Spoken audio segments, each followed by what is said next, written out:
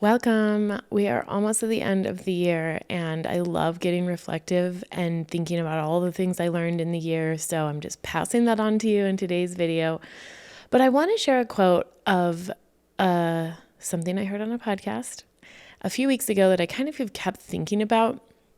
And I think it's a good way to lead into a new year. If you're a podcaster, if you're thinking about podcasting, if you're a show host, if you're a personal brand, there is so much that has changed in 2023 for podcasters and for media creators online, the creator economy, whatever you want to do to reference that world.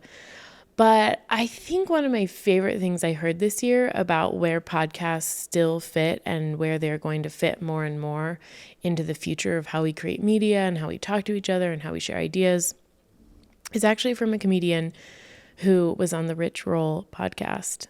If you've never heard me talk about the Rich Roll podcast, it's my favorite show of all time. I've listened to it since almost day one. And Rich is an incredible show host who's been doing it for like over 10 years. But he had a guest on his show this year called Pete Holmes, who's a famous comedian. And Pete was talking about podcasting because Pete also hosts a podcast. And this is what Pete said about what podcasts are. And he said this to Rich on Rich's show. Podcasts are just an excuse for you and me to sit on a porch and have a sarsaparilla. We're really just doing what people have always done. We're on a wagon ride across the Dakotas, and we finally have the time to talk. And in the context of the conversation, I'll link the full episode in the video description so you can watch it or listen to it because it's a great episode.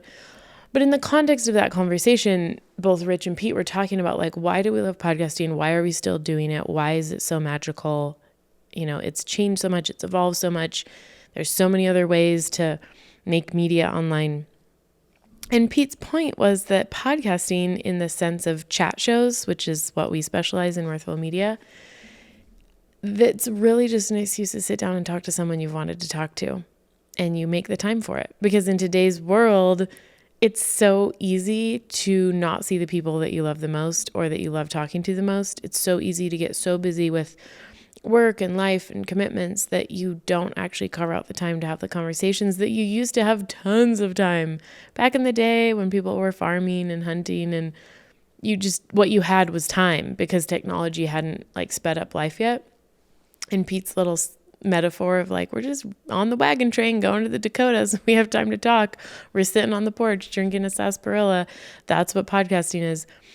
It just really made me giggle and think, like, isn't that true? And part of why I wanted to share that with you today, going into a new year with all of the big changes that have happened in podcasting this year, if you're trying to figure out what should I podcast about, where is this medium really valuable for people right now, I want you to think about who would you want to sit on the porch of an old house with prairie around you and have a lemonade or a sarsaparilla and talk to for a couple hours. Like, who are those people and what would you talk about?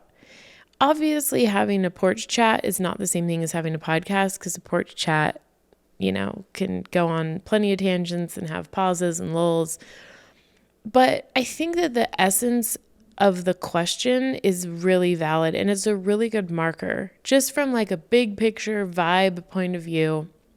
If you're starting a podcast, or you're continuing a podcast, or you're relaunching a podcast, and you're a personal brand who's the show host of a chat show in 2024, and you're like, what should my North Star be? Like, how do I make this a really good show that people love listening to? Why should I keep doing this? I would just use that as like a litmus test. Like, do I want to go on a wagon train ride with this person I'm about to chat with on the show? Like, do I want to spend several hours chatting with them? And if I do, what do I want to chat with them about? Obviously, editing makes a porch chat into a podcast. And like, there is a valid place for editing when you are talking to someone you could talk to about anything. Like, there is strategy to making sure that a podcast episode actually has a point and a theme and a topic and an outline and a container and a digestible amount of information. But if I was giving advice to a new show host or an existing show host who wanted to kind of make their show better in the chat show realm, I would say, don't talk to a single person that you don't want to go on a long wagon ride with. Like that energy of someone you're just like, "Ugh, I never have enough time to talk to this person. And I would just love to spend hours talking to this person. And I have so many things I want to talk to them about." That's the kind of energy that typically sets up a really good podcast episode. And yes, we present a little bit differently when we're on a microphone and a camera. Like our voice changes and we're a little more animated and we think a bit more about what we say, and that's fine. It's not the exact same as sitting on the porch. But the idea that like the people you're going to talk to on your show in 2024 are the people you would want to sit on the porch with and just catch up for a good long while the sun goes down and like dogs run around and the fireflies come out.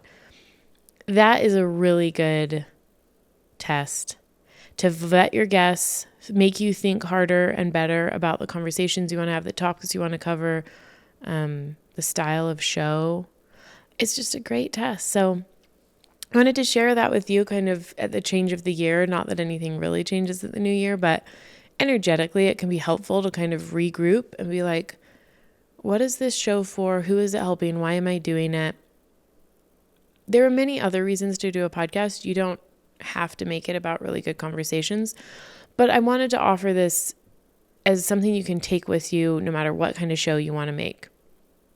If you're doing a chat show with guests, who would you want to talk to like you were just on the wagon going to the Dakotas?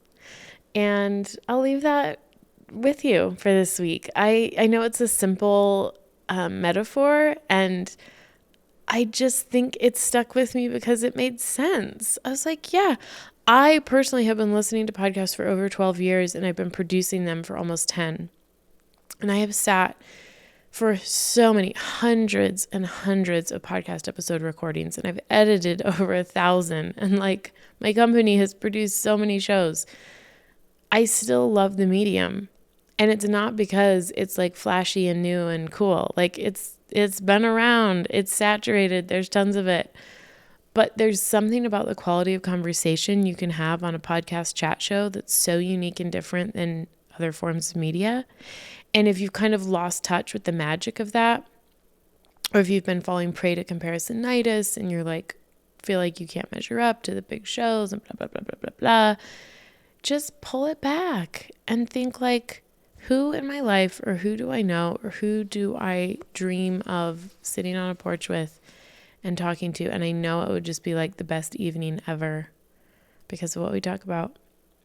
And then go book that person and have that conversation. It doesn't have to be 2 hours. It could be 30 minutes, but that's the energy that will create really good podcasts in 2024 when we're talking chat shows with personal brands. Okay. I hope you're having a great holiday season. If you watch this a long time from now, I hope you're having a great day. Please subscribe to the channel because we're bringing you really good videos specifically to help you become a better show host. And I will see you in the next video.